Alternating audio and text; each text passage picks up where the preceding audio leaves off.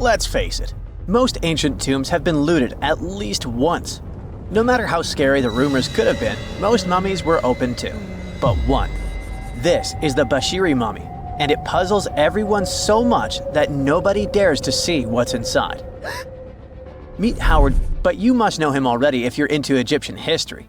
He's primarily famous for discovering King Tut's tomb back in 1922. But few people know that before this revolutionary discovery, he had probably found another mummy.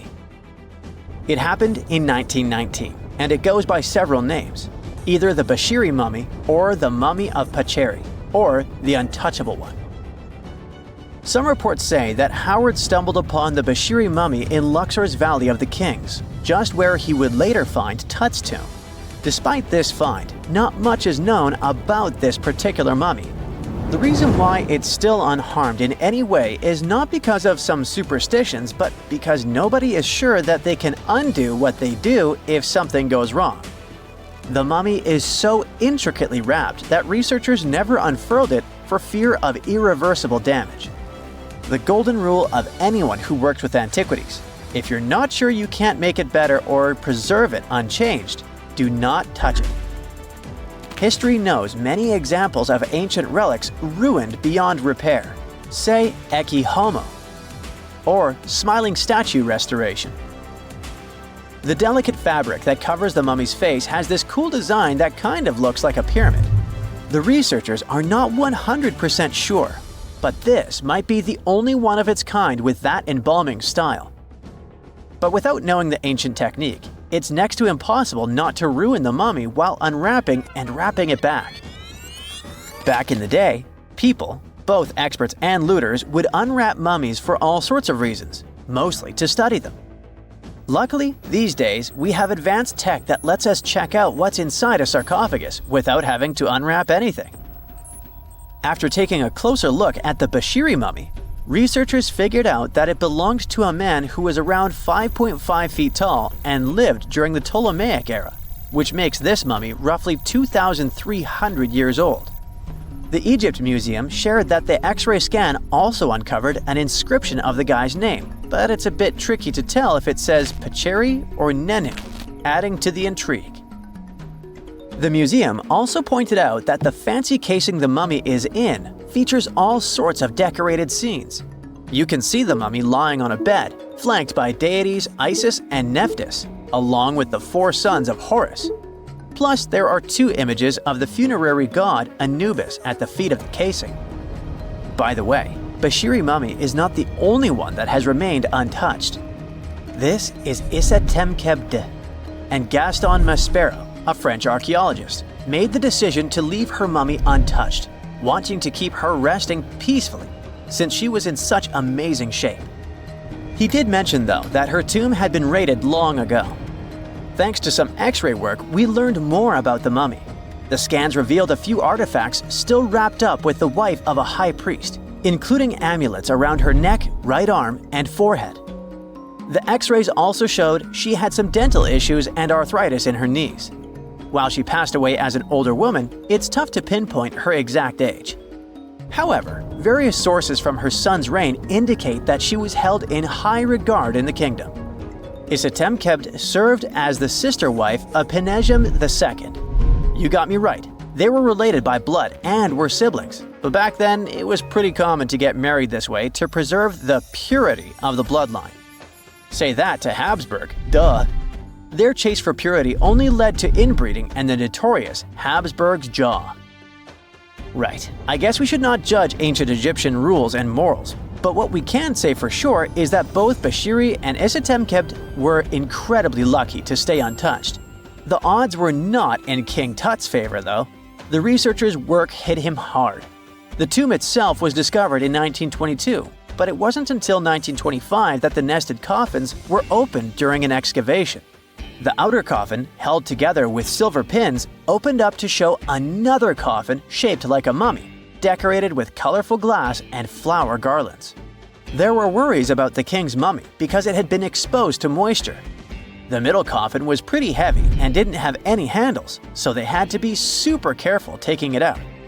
Inside the innermost coffin, which was solid gold and wrapped in a red cloth, they found the royal mummy, and this all went down on October 28, 1925.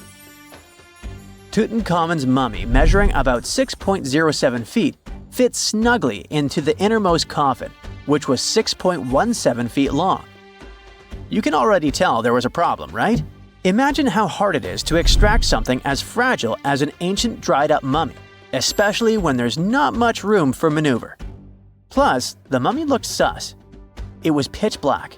Howard Carter, the lead archaeologist of the expedition, estimated that around 2 buckets worth of oils had been poured over the mummy.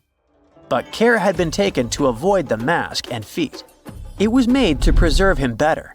The body was positioned at a slight angle in the coffin, and there was a noticeable difference in the amount of dark oils on the right and left sides, indicating that the coffin might have tilted while being lowered into the sarcophagus.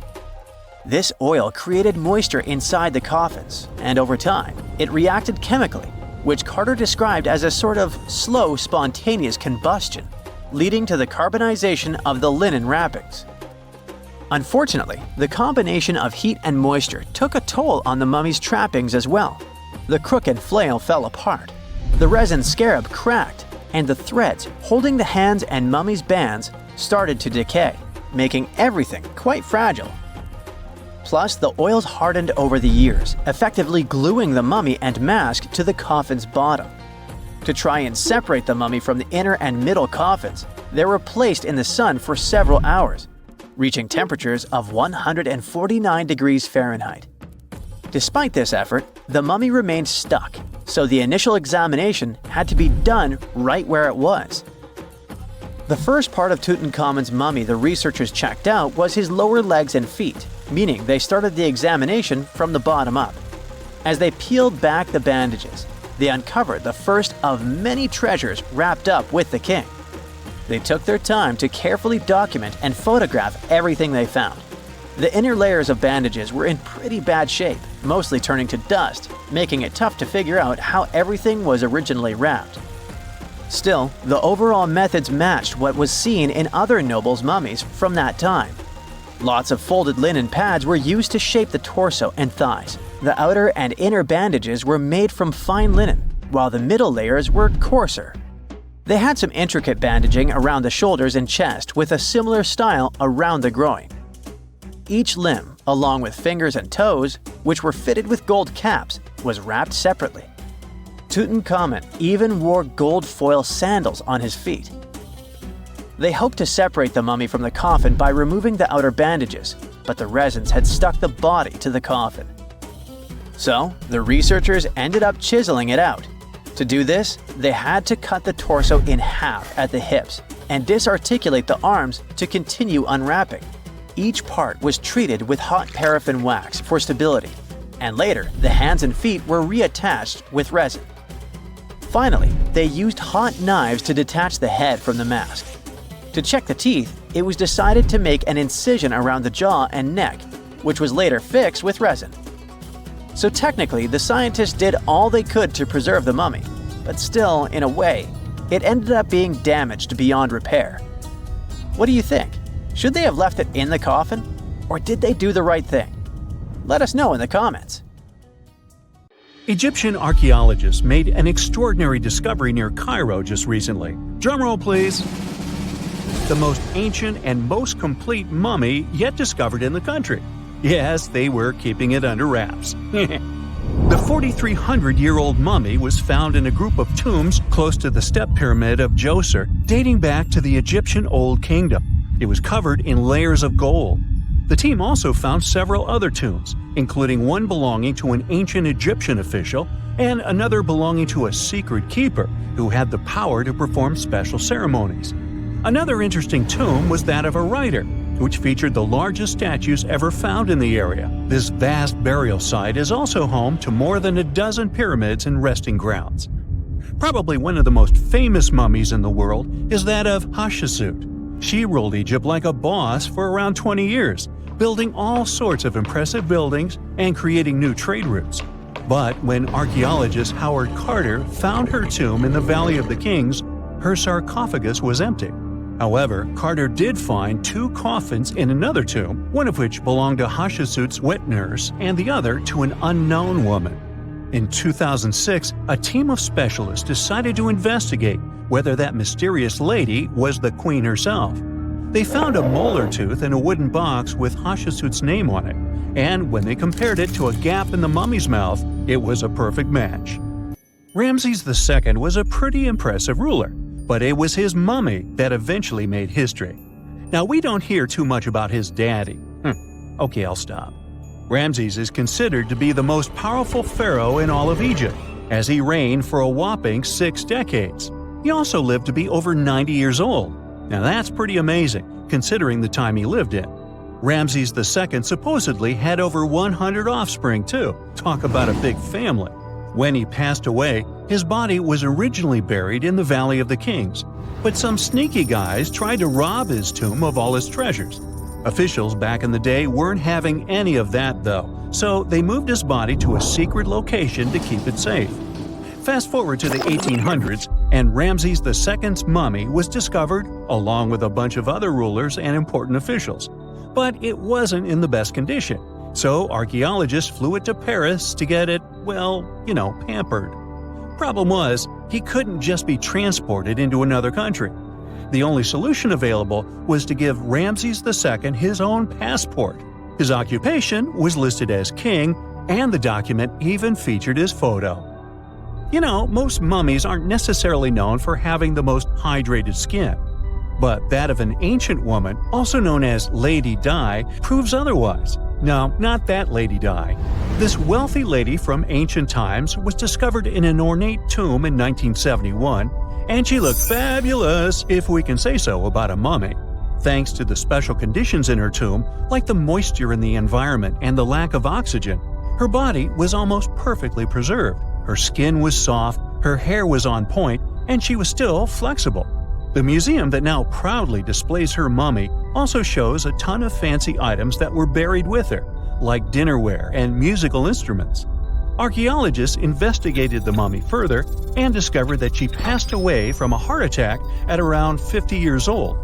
Even though it hasn't been around for over 2,000 years, Lady Di is still making history. The mummy of Otzi the Iceman was discovered in the Alps in 1991. Austrian authorities initially thought he was a modern mountaineer because he was so well preserved. Turns out, he was actually from the Copper Age.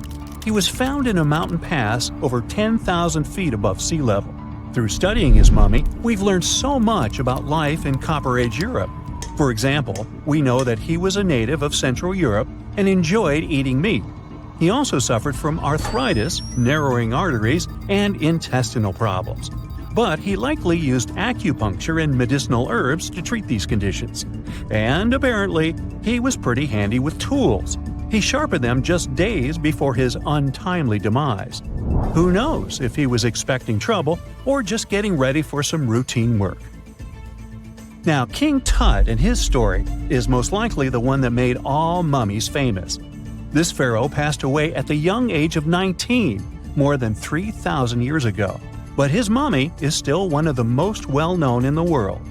When his tomb was opened in 1922, people went wild because it was still intact, unlike many other royal tombs. It had some seriously blinged-out coffins, including one made of solid gold. Not only did Tut's tomb give us a glimpse into ancient Egyptian history, but his mummy also taught us a lot about the time he lived in. DNA analysis helped identify his parents and revealed that the pharaoh had a rare bone disorder that might have made walking a bit tough. Now, Ginger is most likely one of the coolest mummies you'll ever hear about. He's like a time traveler from 5,000 years ago who's still looking fly with his golden hair and perfectly preserved nails. Ginger was discovered in Egypt and is believed to be the earliest known mummified body. Before people even knew about mummification, they used to place bodies in shallow graves in the hot, dry sand.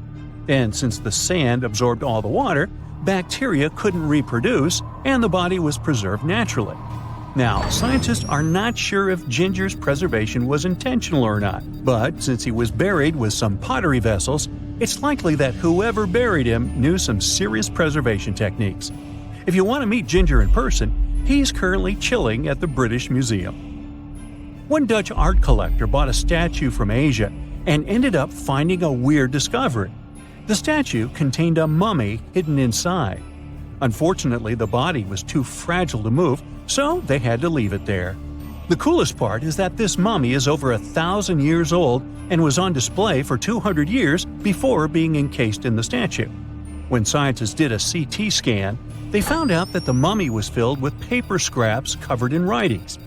Experts think he might have done this thing called self-mummification, which is a pretty intense process involving a special diet and tea that makes your body less prone to bacteria. Only a few people could handle this ritual, and those who managed to do that were seriously respected. No other Egyptian queen has baffled scientists and historians like the stunning Nefertiti. Based on her statues, she was known for her slender neck, wide eyes, and high cheekbones. Her name translates to "the beautiful woman has come." Talk about living up to your name, huh? Even though she wasn't a pharaoh herself, Nefertiti still managed to leave a lasting impression. Written records suggest that, as a wife and queen, she held an incredibly influential role. Because of her power, she was indeed admired, but she also managed to make quite a lot of enemies throughout her life. She was also related to King Tut, but not biologically. Rather, she was his stepmother. So far, locals have yet to identify her mummy, but that may soon change. A local Egyptologist who has been busy excavating tombs in the Valley of the Kings has found 2 mummies that he believes could be Nefertiti and her daughter. According to specialists, we may soon finally get a definitive answer about the identity of these 2 mummies. And if one of them does turn out to be Nefertiti, we could be in for a real treat. DNA analysis and CT scans of the mummy could give us the most complete and accurate image of the queen that we've ever seen. It's crazy to think that we've only scratched the surface of what lies beneath modern-day Egypt.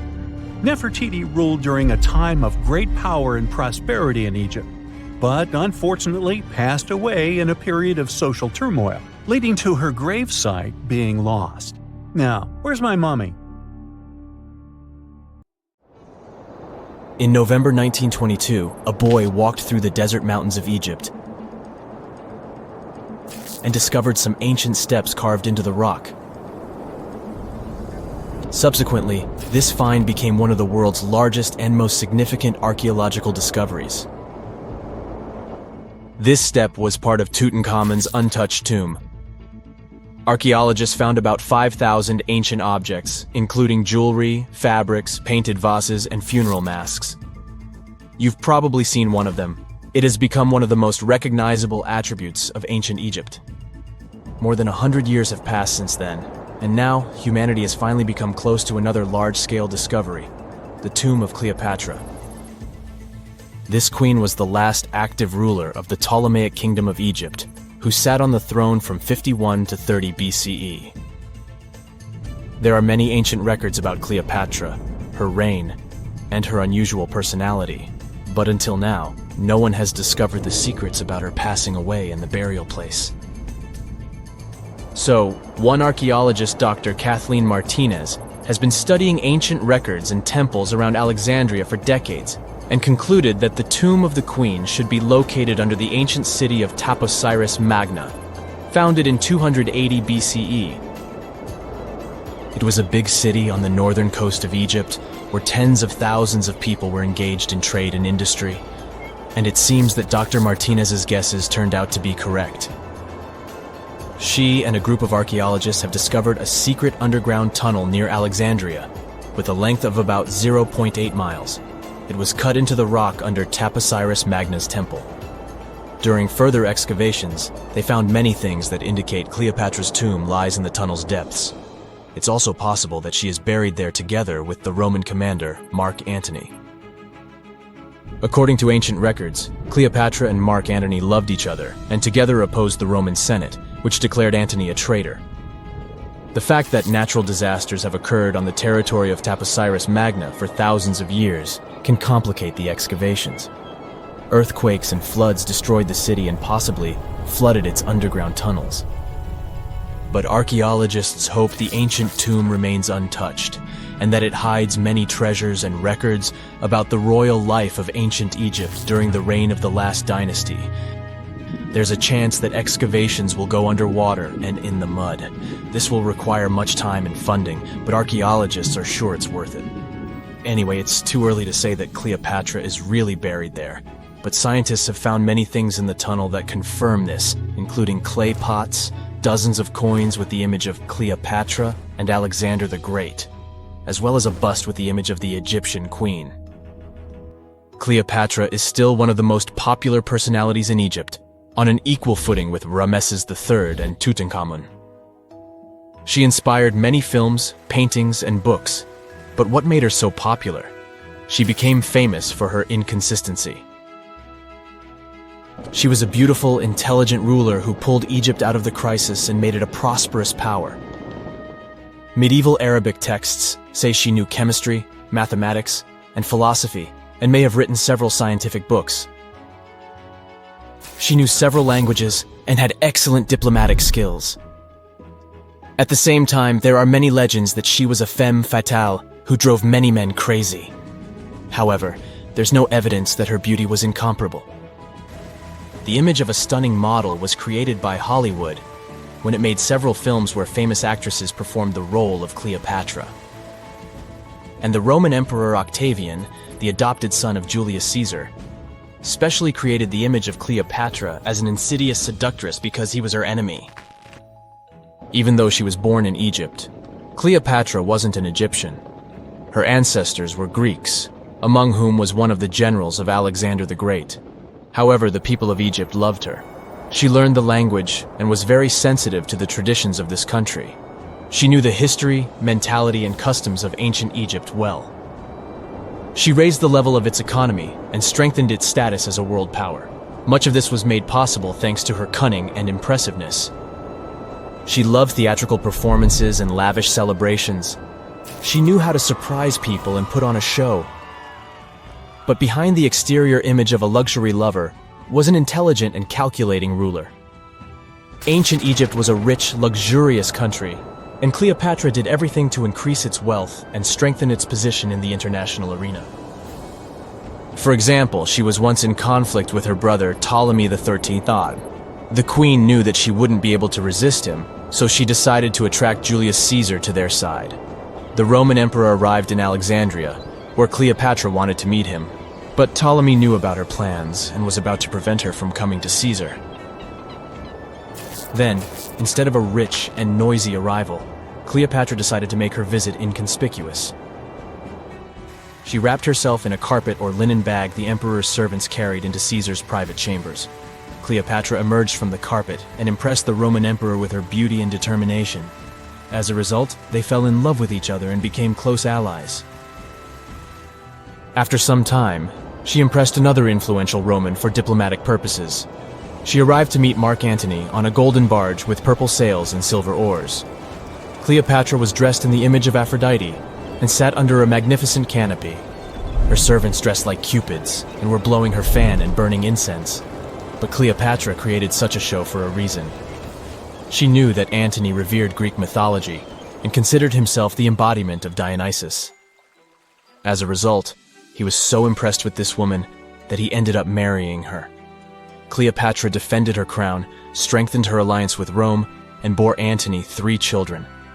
In Egypt, they threw big parties and enjoyed wealth with power. However, the relationship of a high-ranking official with the Egyptian queen caused a scandal in Rome. Octavian was Antony's primary opponent in the struggle for power, so he exploited the situation to darken the competitor's reputation. He used propaganda to make Cleopatra an insidious seductress in the eyes of Roman citizens. He accused Antony of succumbing to her charms. The Roman Senate supported Octavian and declared Cleopatra an enemy. In 33 BCE, this conflict reached a high point when Antony's navy clashed with Octavian's fleet. The latter won and forced his enemy to flee to Egypt with Cleopatra. According to some records, they took refuge near Alexandria. Pursued by the Romans, they hid in one of Cleopatra's palaces and met their end. Some legends say that Cleopatra was an expert in poisons. She provoked a venomous snake, a viper or an Egyptian cobra, to bite her. Also, according to another legend, she pricked herself with a poisonous needle. There's a theory that Cleopatra always carried an ampule with poison inside her hairbrush. And when she was cornered, she soaked the needle with this poison and pricked herself. None of this can be said for sure. Scientists are still trying to find out the truth. Perhaps when they reach Cleopatra's tomb, the world will get more answers about her tragic fate. She is considered the last ruler of Egypt.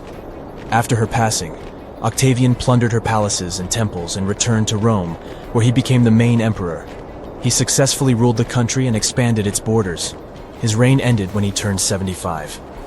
World history would have looked different if Cleopatra and Mark Antony hadn't lost that naval battle. By the way, did you know that more time has passed between Cleopatra's reign and Neil Armstrong's flight to the moon than between the reign of the Egyptian queen and the construction of the Great Pyramid of Giza?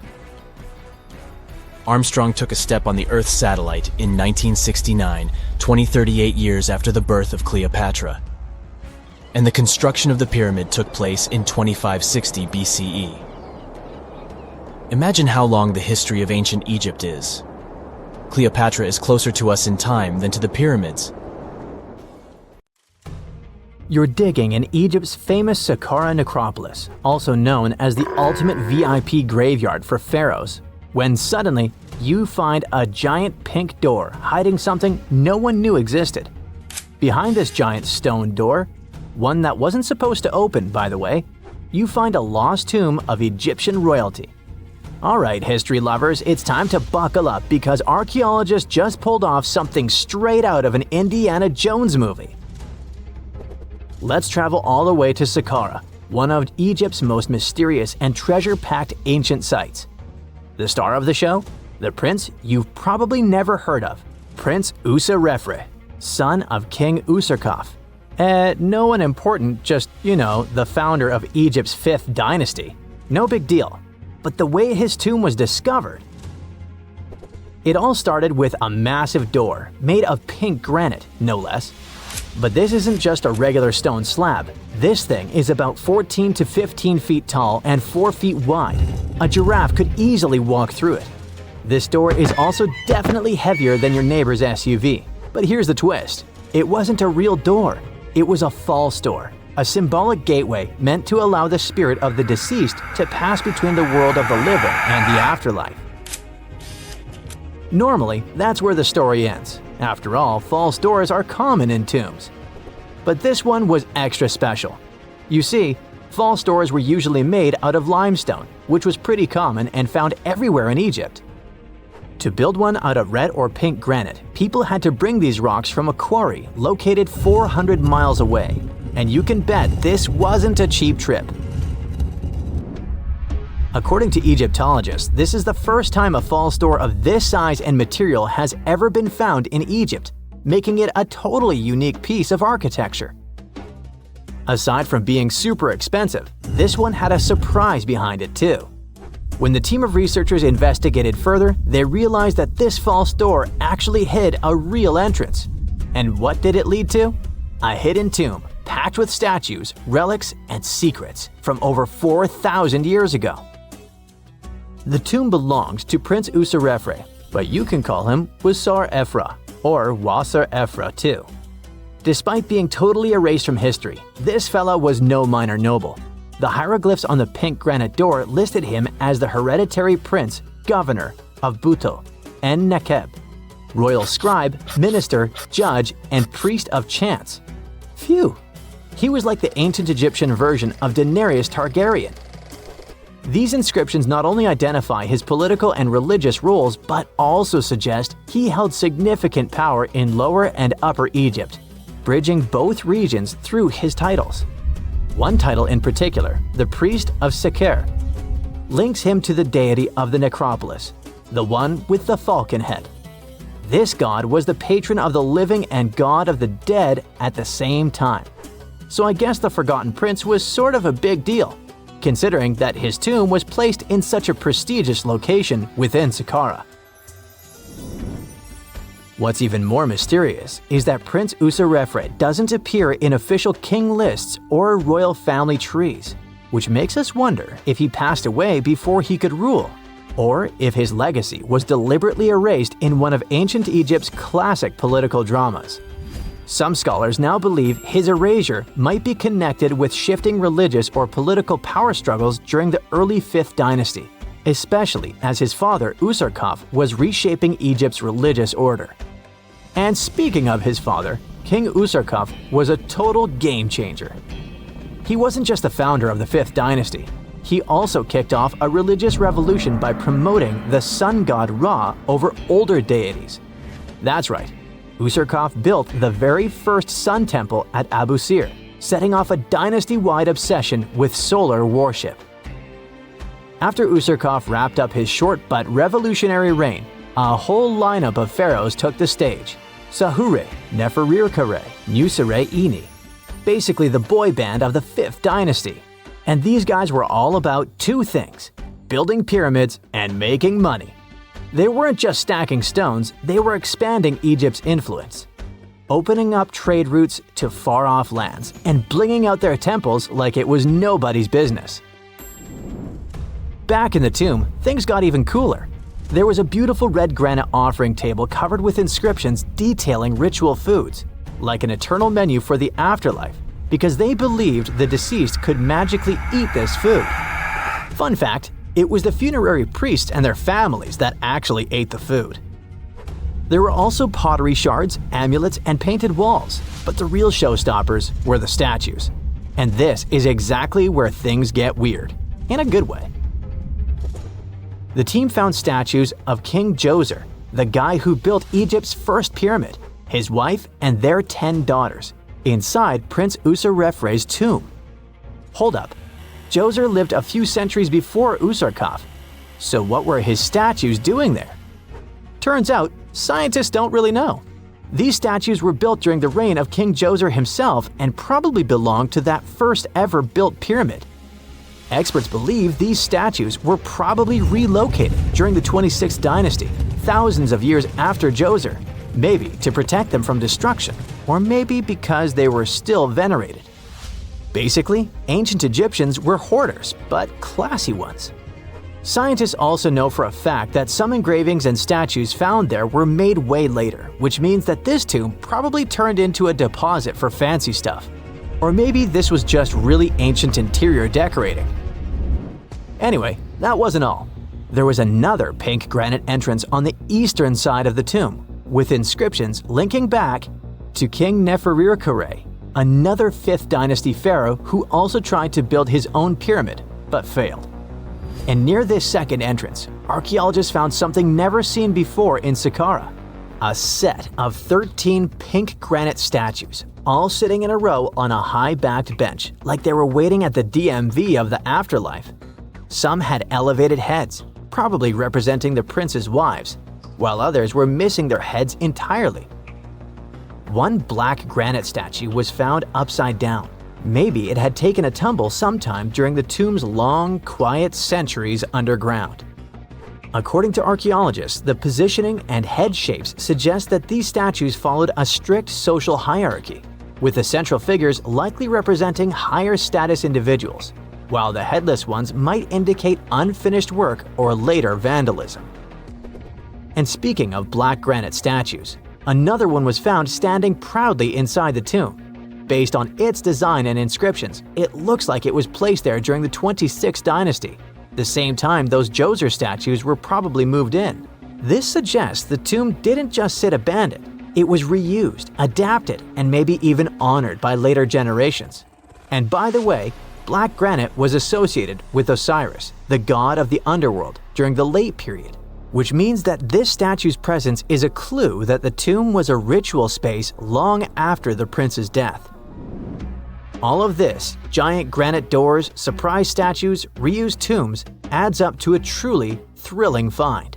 Prince Usarrefre may not be a household name yet, but his tomb is now one of the most fascinating ever found in Saqqara. It tells a story not just of the Old Kingdom, but of how ancient Egyptians kept connecting to their past, even thousands of years later.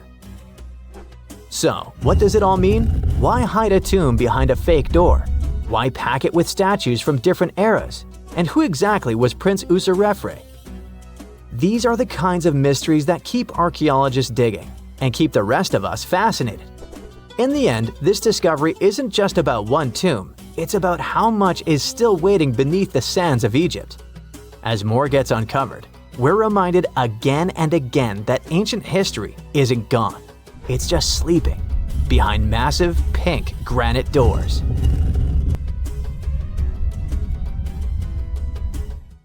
Scientists have discovered a never-before-seen pyramid immersed in the sands of Judea. After a little digging, they discovered that it held treasures that had been untouched for over 2 millennia and historical secrets that we can only now access. At the Zohar Fortress site, 2,600 feet above the Dead Sea, archaeologists were searching for manuscripts that would provide new information about the history of the site. The excavation was originally part of a long-standing campaign launched by the authorities. Its goal was to protect the sites from looting and unauthorized excavations. What they didn't expect was to find a pyramid-shaped structure built on top of a hill, made of hand-cut stones, each weighing hundreds of pounds. At first, the experts thought it was just a tomb, but they soon noticed the shape of the original walls and understood that the mound was a construction. They immediately realized that someone had dug into the top of the structure, probably looters who had spotted something valuable there. Luckily, most of the structure was still buried in sand, so the most valuable finds were hidden from sight. In the first week of excavation, volunteers found fragments of papyrus, bronze vases, and even ancient furniture, which were exceptionally well preserved. The desert climate had been a great ally in preserving those artifacts over the millennia. With little humidity in the air, mold cannot form, so organic materials such as wood and fibers are protected from cracking and deformation. Hypotheses suggested that the pyramid had been built during the First Temple period. However, new discoveries have shown that it's more recent, from the Hellenistic period.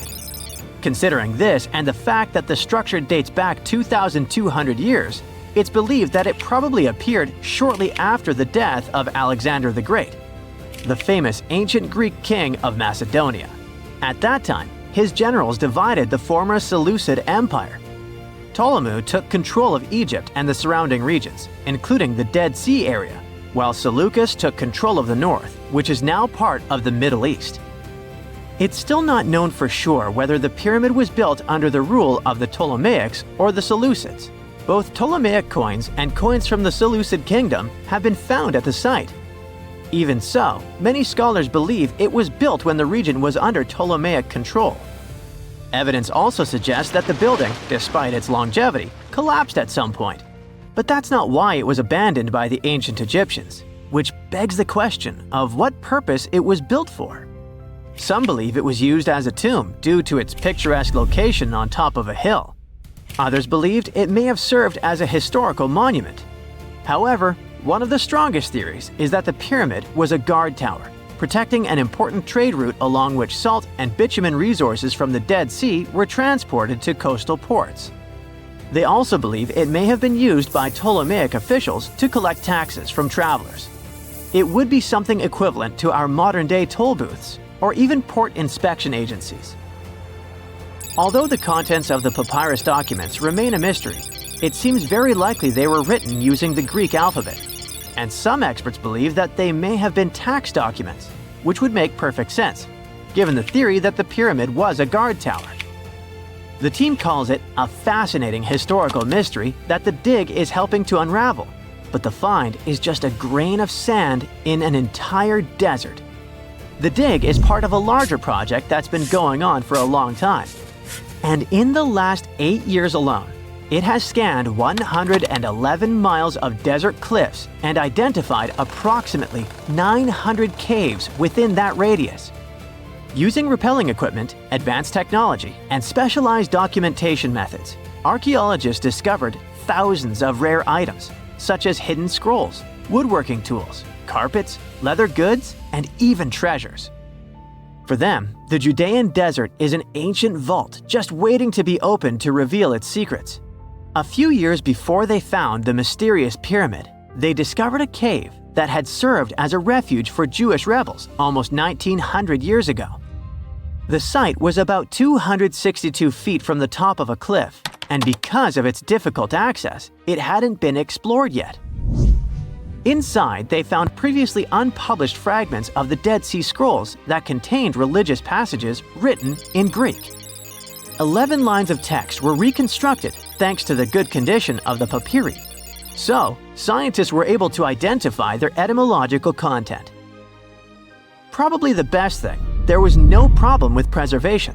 Thanks to the dry and hot conditions of the desert, the artifacts were in impeccable condition. And there were other historical treasures there. The teams found rare coins, a partially mummified skeleton over 6,000 years old, with skin, tendons, and even strands of hair. There was also a giant basket made of plant fibers, considered the oldest in the world, more than 10,000 years old. With a capacity of up to 26 gallons, it was made about 1,000 years before the invention of ceramics. Speaking of historical treasures, there's another one that has caught the attention of the scientific community. A small piece of fabric that is around 3,800 years old. But it's more than just simple fabric. Dyed with the rare scarlet paint mentioned many times in ancient religious texts, this find is the oldest known evidence of fabric painted with a dye made from insects known as scarlet worms. This is where the intense red hue comes from. It was a highly valued color, like royal blue and purple, because those insects lived in oak trees and could only be harvested for a short period during the year. So, those dyes were reserved for sacred fabrics, such as priests' clothes, marking status and religious importance. And although this discovery had great significance for archaeology, its size was actually tiny, measuring less than 1 inch. The fragment was discovered in 2016 during excavations in the so-called Cave of Skulls, but it's not known exactly how this fabric got there. According to experts, it's evidence that people knew how to dye wool fibers already 3,800 years ago or so. It also provides us with proof that the ancient textile industry already used animals at about the same time people began to create written sources. Fabrics painted using this type of dye were recorded in more recent periods. But what makes this piece really special is the fact that it is much older than any other. Another important discovery was made in 1980, when scientists found a seed that was over 1,000 years old, which turned into a mysterious tree named Sheba. They spent 14 years cultivating this plant, which is now about 10 feet tall, only to discover later that it could belong to an extinct lineage of trees that had grown in the region. The seed dates back to a period between 993 and 1202 CE, and they believe that Sheba may be a biblical tree commonly associated with healing. Although it's not been possible to identify the exact species, since the tree hasn't flowered, we know that it belongs to the genus Commiphora, which is related to famous African plants, such as the myrrh tree. But time has revealed something even more special. Its leaves and resins are rich in compounds that have medicinal, antioxidant, and even skin-soothing properties. This means that the tree may represent a forgotten lineage whose resin had medicinal value and was mentioned in ancient texts. This brings to light how ancient people dealt with botanical medicine. Egyptologists have been digging around every inch of the Great Pyramid for ages. Yet somehow, they overlooked this stunning pink granite bathtub buried a few miles next to it. And here's the deal. This mysterious oval tube lying next to the Khufu pyramid for years may provide evidence that the Egyptians built the pyramids not only for monumental purposes, but also to generate electricity, experimenting with it long before Alessandro Volta and Thomas Edison. The Giza Plateau is famous for its 3 pyramids, Khufu, Khafre, and Menkaure. But there are also 2 smaller foundations next to them, the unfinished North Pyramid of Zayat el-Aryan and the Layer Pyramid. Some researchers say these buildings were never finished, while others think they were destroyed for more mysterious reasons. One of these reasons might have to do with the original usage of the Giza pyramids, the idea that they were used as an electricity generator. To connect these dots, we need to go back to the beginning of the 20th century. That's when an Italian architect and Egyptologist named Alessandro Barsanti decided to examine the Zayat el Aryan pyramid. Near the site, he noticed something unusual: scattered granite fragments. To a casual passerby, these might have seemed insignificant, but Barsanti recognized the signs. You see, ancient Egyptians often used sites to prepare stones before transporting them to their final destinations. The fact that there was granite on the ground intrigued him. Granite was a more expensive material than the limestone typically used for pyramids, which suggested that it might have been intended for an important and possibly hidden structure. At a depth of 68 feet, they encountered a huge pink granite block. He kept going with the excavations, and they revealed ancient inscriptions carved into the stones. They sent the drawing to experts, but no one could decipher what they meant. Were they instruction sets to something? That's when Barsanti made his biggest discovery. He found an oval-shaped vat carved from pink granite and polished to a mirror-like finish. The thing is, the vat had been carefully sealed. When they opened it, they found a thin black residue along the walls. I'm thinking something in the lines of a black oily substance. This discovery raised many questions for him. It didn't make sense to him that ancient Egyptians would go above and beyond to seal and protect this strange vat. By 1911, Barsanti had to abandon his effort to figure out what was the deal with that mysterious pit.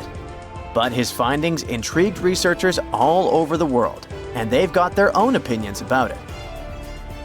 One of these modern theories suggests that the other pyramids could have been used as a part of a bigger whole. It suggests that the Khufu pyramid was actually used as a water pump designed to irrigate the desert area.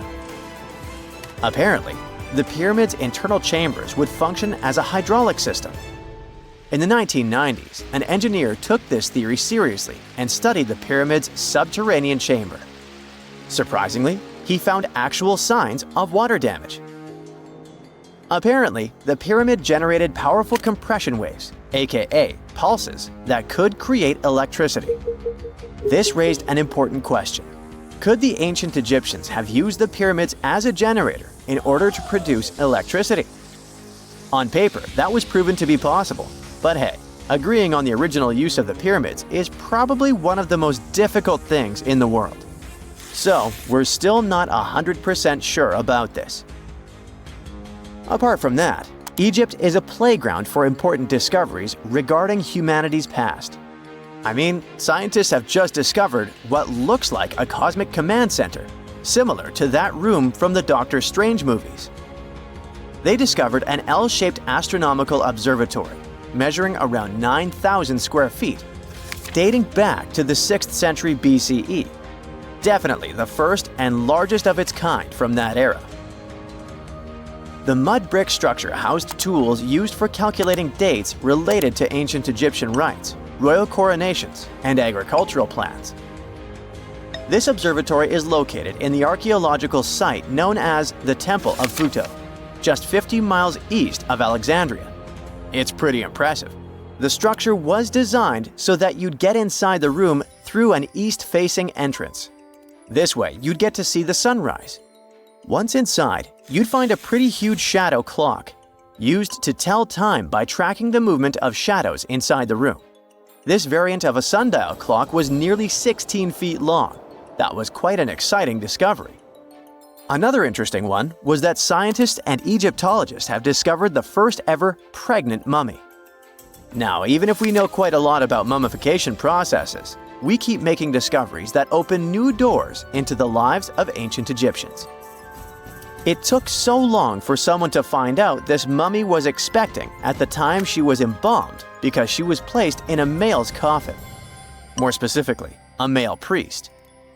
Historians say that during the 19th century, a lot of traders mixed coffins up in order to sell them. Yes, that means they opened them and switched mummies to please their buyers. It was a complete surprise because they were hoping to study more about ancient health issues when they opened this coffin up. But they had another special research on their hands: prenatal practices in ancient Egypt. This mummified woman, who lived about 2,000 years ago, was from 20 to 30 years old when she passed away. She was found in Thebes, and her remains were incredibly well preserved. You see, mummification recipes varied across Egypt. In this woman's case, researchers could tell she was a member of the high society since she was buried with special amulets.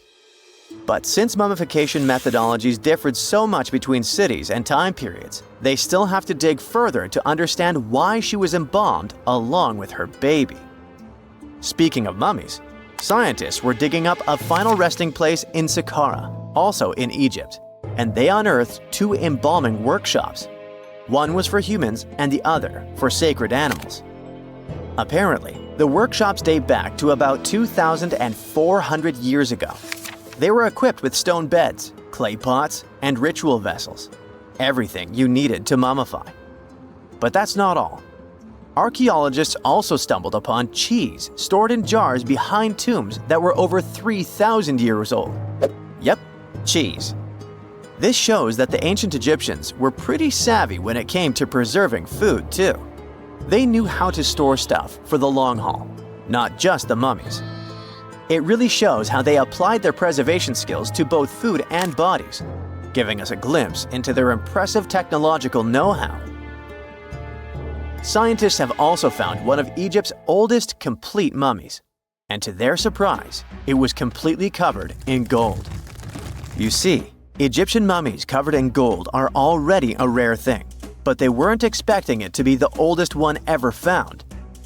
The mummy was quite well preserved, and they could identify that it was the remains of a wealthy man called Hekashepes. Many symbols show that he was important and wealthy, like the band he wore on his head and the bracelet on his chest. He was also dressed in a tunic wrapped with a belt, which was a way to preserve the good appearance of a person after they passed away. To reveal it, they had to open the final resting place with mortar. Basically, it was like they were opening a time machine, just as the ancient Egyptians did 4,300 years ago. If you think about it, it's almost like entering a time capsule. Enough about mummies. Scientists also found something very exciting hovering above the pyramids. They had to use a fancy top-notch radar known as LARID, aka Low Altitude Long Range Ionospheric Radar, which can see these invisible waves far away into the sky. LARID helped them discover giant plasma bubbles floating in the air above the pyramids. These bubbles are called plasma bubbles, and they wreak havoc on modern technologies. I mean, they can disrupt GPS and phone signals for hundreds of kilometers in diameter from where they're located. These bubbles are massive, sometimes as big as cities, and they're caused by the sudden depletion of charged particles in the ionosphere. So, instead of spreading out evenly throughout the ionosphere, they stick together in this wave-like form. This was a pretty important discovery because it can help scientists understand how to prevent these waves from messing with our technology. What is a boat doing in the middle of a desert? You would expect to find a seagoing vessel closer to shore. This is the question archaeologists have been asking for decades. In 1988, there was a storm near one of the most important archaeological sites in ancient Egypt. A wooden structure emerged from the sand. It was hollowed out by termites. Scientists were determined to solve its mystery. In 2000, they began excavating the site near Abydos, Ubidos. An American team of experts soon discovered a boat that was 70 feet long, and it wasn't alone.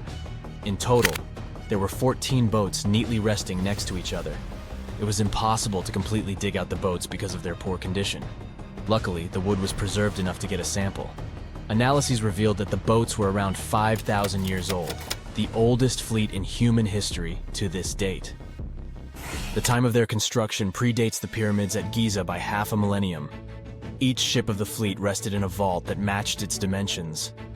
The room was roughly a third of the size of a tennis court. It had mud brick walls that featured more than 120 drawings of boats. Ancient Egyptians incised them on whitewashed walls that were excellently preserved. Scientists have known about these mysterious chambers for well over a century. 1901, 1902. A British archaeologist, Arthur Weigel, stumbled upon a strange structure west of the River Nile. His team caught a glimpse of the interior walls. Sadly, a section of the roof collapsed, so they had to call off further exploration. Researchers abandoned the site, but its location remained on the maps. The boat's position first led scientists to think that they rested on a bank of the mighty Nile. But there was a problem with this theory. Today, the river flows almost 7 miles west of Abydos. Further studies of the surrounding terrain showed the Nile didn't change its course throughout history. Also, if the boats floated near a dock, they would be in unstable positions. The 14 vessels at Abydos were perfectly parallel to each other. There was only one conclusion possible. Someone had deliberately placed them like that. They must have gone through a lot of effort. Each boat had enough room for up to 30 rowers. These vessels could really float. They weren't models, but scholars still don't know if they actually sailed any body of water in ancient Egypt. This doesn't diminish the importance of the find. Previously, archaeologists found only small-scale models. In King Tut's tomb alone, there were 35 boat models. For a long time, these figurines were the only clues as to how ancient Egyptian vessels looked like. The boat's design confirms that they were the real deal. They are the earliest surviving examples of something called built boats. Ancient people constructed primitive vessels by hollowing out large tree trunks. The alternative was reed that was tied together to form a raft. The boats at Abydos had planks tied together. This was a major breakthrough in shipbuilding. During their lifetime, the boats must have seemed impressive. Timber was a valuable commodity at the time. There was no wood in the desert. Cedar had to be imported from Lebanon. The only person who could afford such luxury was the pharaoh. Studying the area around the ancient fleet provided more answers. Scientists discovered a mud brick structure where Egyptians worshipped the pharaoh. Its approximate date of construction matches that of the wooden boats. The same bricks out of which this building was made were used to encase the fleet. At the time of their construction, the rooms they were stored in had a ceiling. That's the section that archaeologists stumbled upon in the early 20th century. Just like mummies and coffins, these marvelous ships rested inside splendid vaults. The exterior of these rooms was also impressive. The outer walls originally had a plaster of white limestone. It reflected sunlight. In the desert sun, the structure housing the boats must have shone from miles away. Ancient Egyptian builders used the same technique to cover the pyramids 500 years later. Today, their surface looks jagged, but it wasn't always like this. When they were constructed, the pyramids had a top layer of fine white limestone. Their surface was smooth and it gleamed in the sunlight. Instead of stairs, the outer layer of the pyramids was more of a sleek ramp. Archaeologists were left with one final question. Which pharaoh owned the fleet? The answer lay just a mile from the site. This is where the tomb of a pharaoh from the 5th dynasty rested, King Senwosret III. Its time and style of construction matched the ones of the chambers with boats. The very end of his rule might explain how the boats ended up in the middle of the desert. The pharaoh probably passed away in northern Egypt. Then his body was transported down the Nile to Abydos in a marvelous procession of decorated boats. The vessels were later lowered to chambers near the final resting place of their owner. This had a symbolic meaning. In the ancient Egyptians' belief system, ships played a key role. Their supreme deity was Ra. He traveled through the sky during the day in the form of the sun. At nighttime, he sailed through the netherworld in a solar boat. The pharaoh identified himself with Ra. That's why he needed boats in the afterlife. That was the only way to regenerate himself. Just as the sun rises every day above the horizon. This belief existed for thousands of years. The more famous Pharaoh Khufu also had a ship. Scientists found it in 1954 next to his pyramid at Giza. It is some 4 centuries younger than the fleet at Abydos, but Khufu's ship was almost 2 times longer. The Great Pyramid of Giza and King Tut's tomb are some of the most famous archaeological finds in Egypt. But there are many more secrets hiding beneath the endless sands of the Sahara Desert. Recently, 2020, archaeologists found a lost city there. They have labeled it as the most important discovery since King Tut's tomb, 1922. The city of Aten is some 3,000 years old. Historians hope it will give them a unique insight into the everyday life of ancient Egyptians. The famous archaeologist and Egyptologist Zahi Hawass proclaimed the site a lost golden city. Aten sits some 300 miles south of Egypt's capital, Cairo. It is close to the famous Valley of the Kings. Archaeologists first found sections of mud brick walls that spread out in all directions. They discovered complete rooms with tools of everyday life inside. The research team unearthed a bakery, a residential neighborhood, and an administrative district. They all date back to the time when the Egyptian civilization was the wealthiest in its long history. They were also the first to make objects from iron. In 1911, scientists found a set of iron beads near a village in Lower Egypt, El Giza. These are the earliest known iron artifacts. The discovery is literally out of this world. Ancient people made them by beating into shape a piece of a meteorite. The 9 beads were once part of an ornate necklace. They are now blackened and corroded, which is perfectly normal for a piece of jewelry that is over 5,000 years old. They consist of an iron-nickel alloy. Researchers were impressed by the skill of ancient jewelers who processed the beads. Their craftsmanship is more impressive when you think that they didn't know the stellar origins of the material. The Great Pyramid of Giza also has a remarkable feature. An international research group investigated the electromagnetic response of the structure to radio waves. They found that the pyramid has the ability to concentrate electromagnetic energy inside it. This occurred inside its chambers as well as under the pyramid's base. It contains an underground, unfinished chamber.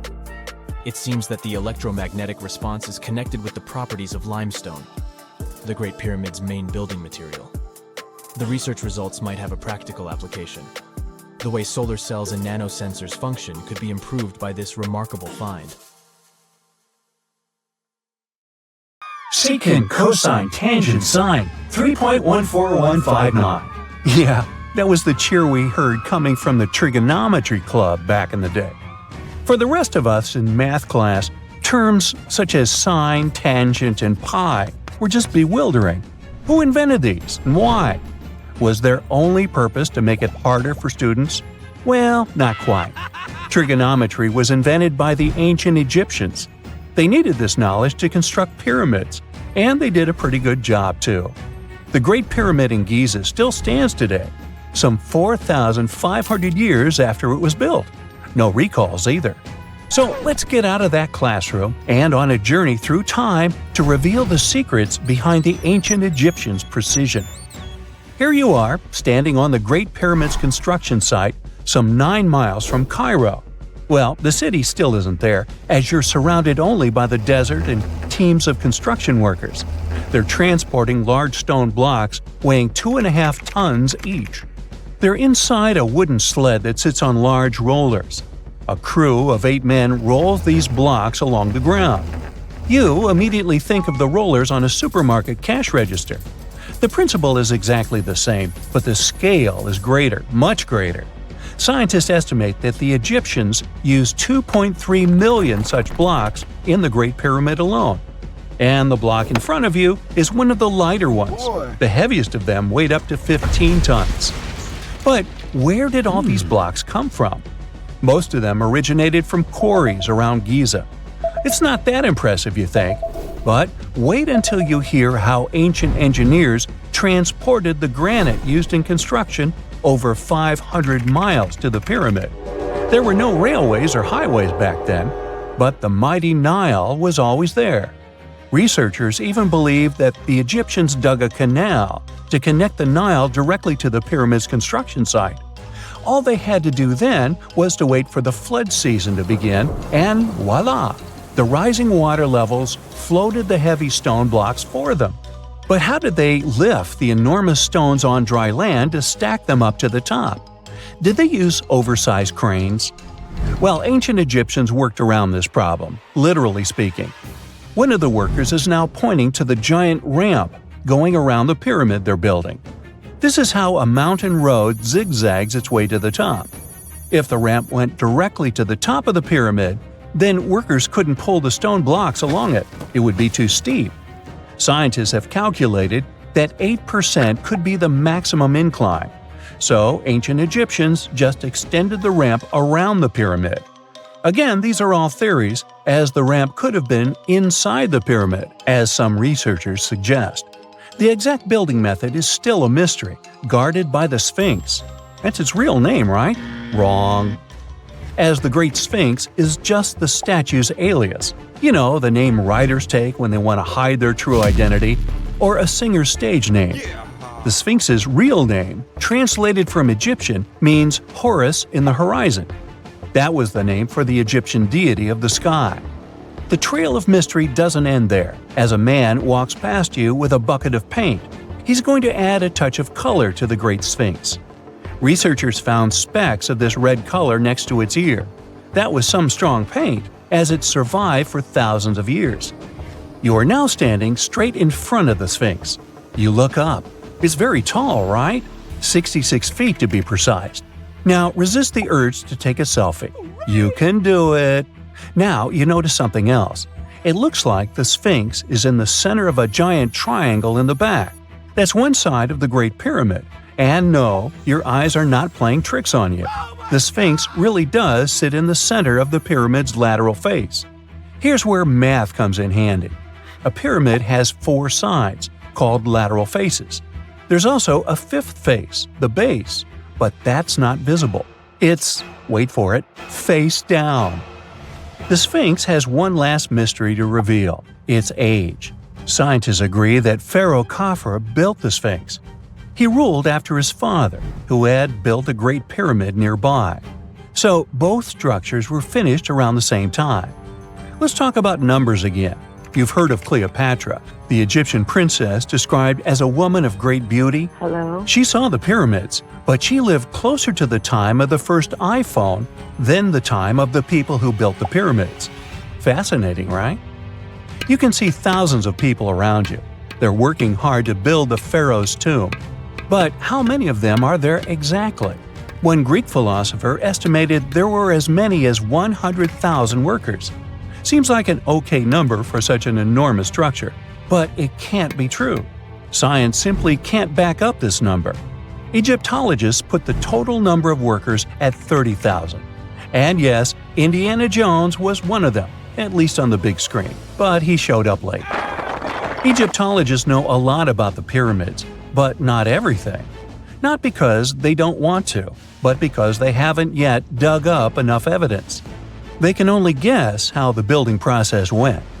First, engineers would arrive to choose the right spot and do the necessary measurements. That's why they needed all that complicated math. Then, it's time for sourcing the material, the large stone blocks I mentioned earlier. When boats deliver them to the site of the future pyramid, workers can finally do their thing. They operated in smaller groups, but there were at least 2,000 of them chiseling and carving away at any given time. Sounds like a typical construction site today? Well, that's because it is, just thousands of years ago. It's amazing what ancient Egyptians were able to achieve with just copper and stone tools. The pyramid is now complete in front of you. But is it the same pyramid we see today? Why is this structure shining bright in the desert sun? Isn't it supposed to be a dusty yellow color? Well, no. Human activity and the elements have completely stripped the outer layer of stones over time. Expert craftspeople polished these blocks using nothing but stone and sand. The end result was a smooth and shiny rock. On the day it was completed, the Great Pyramid of Giza was a perfect triangle of light. Its polished sides acted like giant mirrors, reflecting the powerful Egyptian sun. This is the point where you should put your glasses on, and that shiny thing you see at the pyramid's very top is actually gold. The capstone at the top of the pyramid is called a pyramidion. It was covered in sheets of gold.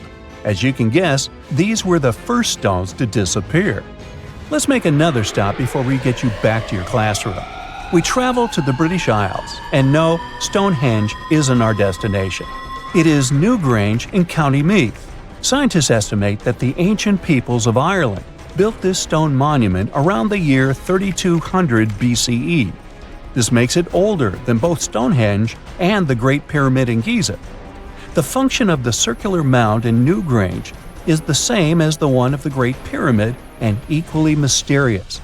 The estimated amount of loose stone present in the valley is over 220,000 tons. And it's not just randomly thrown on a pile. The order in which the stones are set makes the structure water-resistant. That would explain how Newgrange had survived for so long. Kinda makes you want to splash out the cash for that waterproof phone case, huh? Well, you're back in your school desk, but today's math lecture is the last thing on your mind. You're thinking about how great the Egyptian pyramids are, and if we have something similar today. It turns out modern engineers are just as impressed with the Great Pyramid as you are. There's a glass pyramid sitting in the main courtyard of the famous Louvre Museum in Paris. The panorama of San Francisco wouldn't be complete without the 48-story Trans-America Pyramid. But Las Vegas went the furthest. There we find the Luxor Hotel. It's so big that it's the third largest pyramid on the planet. And guess what's in front of it? Yup, a replica of the Sphinx. It's 110 feet tall, 2 stories higher than the one in Giza. Yeah, everything's bigger in Vegas. Imagine working 7 days a week on a large-scale construction site. You, along with thousands of others, carry millions of stone blocks and put them on top of each other according to a complex system. You work without modern construction equipment. You have no air conditioning or constant access to water. It's so hot outside that you can fry eggs on the road. You've been building the pyramid for decades, and now, when it's finally done, you enjoy the result of the colossal work of thousands of people. You're looking at a giant cultural monument of global value that will freeze in time and amaze people for tens of thousands of years. A few thousand years have passed. People in the 21st century see the pyramids and are like, wow, I can't believe humans have built this. Yeah, the people who built the pyramids wouldn't have appreciated such a theory. But actually, there are reasons to believe that people built it using some fantastic technology. From the outside, it seems the Great Pyramids are just big triangles of stone. People just put some heavy blocks on top of each other, and that's it. In fact, the design seems too perfect to be true. The pyramid consists of more than 2 million blocks. They lay so close to each other and are so even that you couldn't squeeze even a thin sheet of paper between them. Scientists still can't figure out the exact technology for building the Egyptian pyramids. One of the biggest and most famous is the Great Pyramid of Giza. This huge construction, well known all over the world, has one big secret. There should be a capstone on top of the pyramid. It's a triangular-shaped stone block, a small pyramid on top of a huge one. It's also called a pyramidion. The builders of ancient Egypt made it out of granite and limestone and covered it with gold. No records or old drawings prove that there was a pyramidion at the top of the Great Pyramid of Giza. But there's another ancient Egyptian structure with such a triangle, the Red Pyramid. It was built before the Great One, and its capstone has survived to this day. Archaeologists have found and reconstructed it. But where could the capstone of the Great Pyramid be? It's a mystery that still has no answer.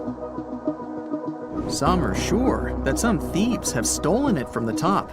Maybe they just climbed up and pushed the pyramidion down. It makes perfect sense. The capstone was probably the most valuable element of the pyramid. Many scientists and archaeologists still don't know its exact purpose. Some believe that this peak covered with gold glorified the pharaohs. The capstone reflected moonlight at night and illuminated the entire space around it. During the day, the capstone reflected sunlight with its shiny surface. You could have noticed it from afar. The top of the pyramid was a kind of guiding star for lost travelers. All other stone blocks of the pyramid consist of limestone. People polished them to make them look shiny. In the past, they were even glowing and reflected light. You could see glowing pyramids from space, although they looked like tiny lights. Over thousands of years, winds, sandstorms, and rains have changed the pyramid's appearance. If people had taken care of them all this time, they would have looked like something out of science fiction movies, or the pyramids from Las Vegas. But unfortunately, we will never see their original appearance. Some archaeologists and scientists believe that the capstone could absorb the sun's energy and distribute it evenly throughout the pyramid. No one knows precisely why the Egyptians needed this technology. There's a theory the pyramids are ancient energy systems. The pharaohs applied this energy to use some unique technologies that were more advanced than all the achievements of the 21st century.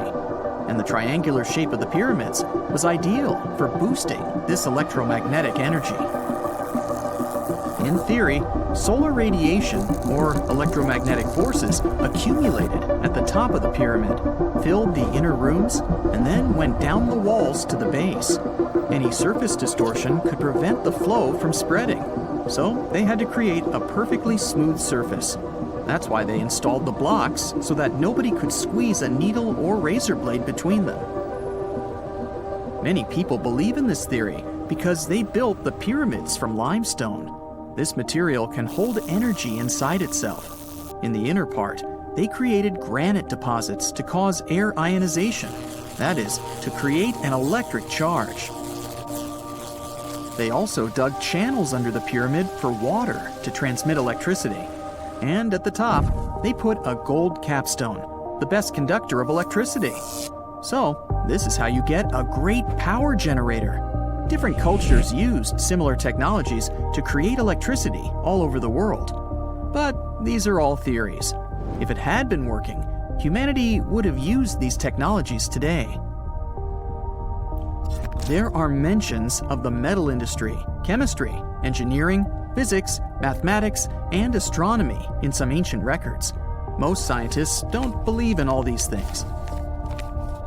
We know the detailed stages of the technology's development in different cultures. In the 21st century, scientists, historians, and anthropologists can track the evolution of all modern devices. If people had created some technological inventions in ancient times, the history of the world would have looked different.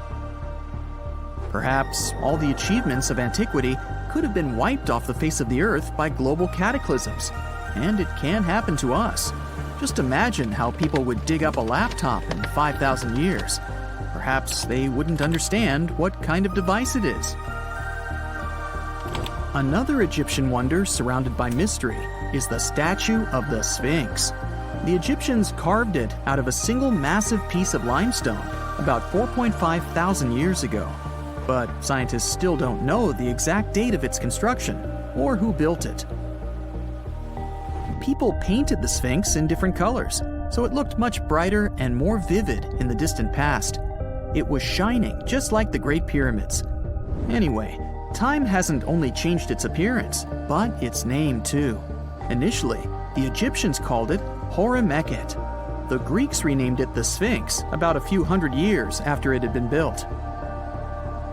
The Sphinx emphasized the greatness of the rulers of Egypt. It also performed a symbolic function of a watchdog guarding the tomb of the pharaoh and the paths leading to it. This version sounds realistic, since archaeologists have discovered many secret entrances at the foot of the Sphinx. Perhaps these rooms and intricate tunnels lead to underground halls with treasures. And treasures don't always mean gold and jewelry. According to legends and theories, the Sphinx guards the Hall of Records, the storage of all humankind's knowledge. The information about the ancient mythical state of Atlantis could be there. You can find many detailed maps of the internal dungeons of the Sphinx on the internet. They show structures 12 stories deep under the statue. It looks like a small city filled with gold, scrolls of knowledge, and various ancient artifacts. But don't believe all these maps. These are just theories. Several thousand years have passed, but people have very little information about it. Archaeologists know that there are still many strange and exciting things about the Sphinx that are still undiscovered. Some locals are afraid to research because they believe they can awaken something terrible from the underground depths. Therefore, it's mostly scientists from other countries who conduct the excavations. In 1998, scientists discovered strange tunnels leading to empty rooms under the Sphinx. They realized that some people tried to get there through tunnels in the past, and maybe those people took all the treasures that were there. One of the legends says that some powerful artifact lays beneath the Sphinx. Its technology can change the whole world, but the locals are hiding it because it can damage the planet. Some believe that you can find evidence of unknown technologies painted on the granite walls in the pharaohs' tombs. But most likely, these paintings and signs tell us the myths and legends of ancient Egypt. But what if Egyptian symbols and drawings are detailed instructions for using ancient technologies? What if the locals that lived at that time thought, people in the future won't be able to get energy themselves. Let's leave some detailed instructions for them. Anyway, there are many riddles and theories. In reality, the search for answers is a dangerous undertaking, since it's not easy to get into the underground halls. Excavations can ruin the structure of the entire Sphinx. Any person inside the tunnels may get lost and never be able to find their way back. Besides, it costs a lot of money. Now, what would be awesome is if people could invent some device that could scan underground areas and show their detailed models.